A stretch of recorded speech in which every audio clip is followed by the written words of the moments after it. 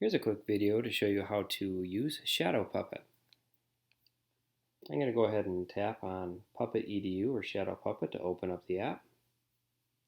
Once inside, you're going to tap on the green Create New button in the upper left hand corner. And at this point, you're going to go ahead and select any pictures that you have from your camera roll. There are also some search engines built into here as well. So if you're looking for some images, you can add those with the image search options down below. But these are all on my camera roll this time, so I'm going to go ahead from my camera roll and pick the images I was looking for.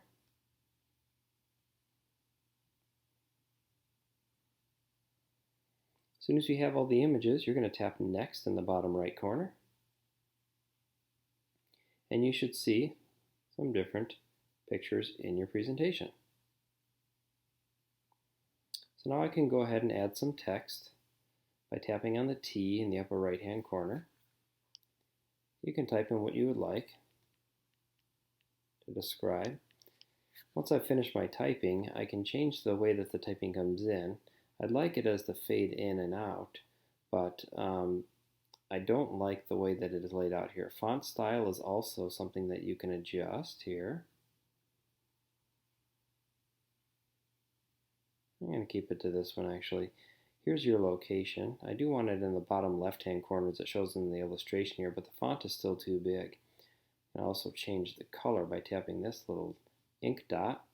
And here's the one I really need to adjust because it was just too big and overlapping. So I want it big, but probably about that size.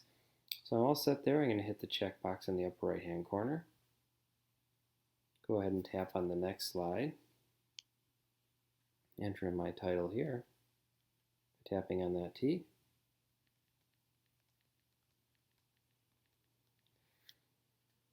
And again, looking pretty good the way that is. Might change the font color here to stand out a little more. I like the white on this one. I'm going to choose that check mark and move on.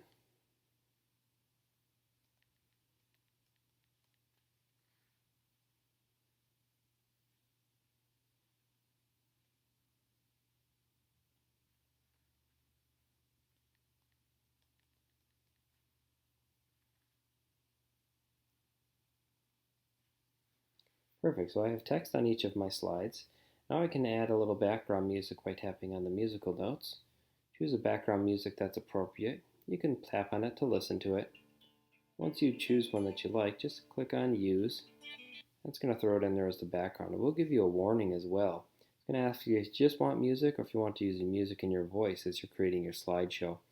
I'm going to choose music and voice because I do want to narrate over this one. Now I'm ready to record. I can just go ahead and hit the start button. It's going to warn me, do I want to start at the first page? And yep, I do. So I'm going to hit first page. It can bring me back there. This is the seating area, soft seating. We have search stations where you can search for books in our Learning Commons. Don't forget to play a game of checkers with your friends. And feel free to help work together to solve some of our puzzles. Finish my recording, so I'm going to tap Save in the bottom right hand corner.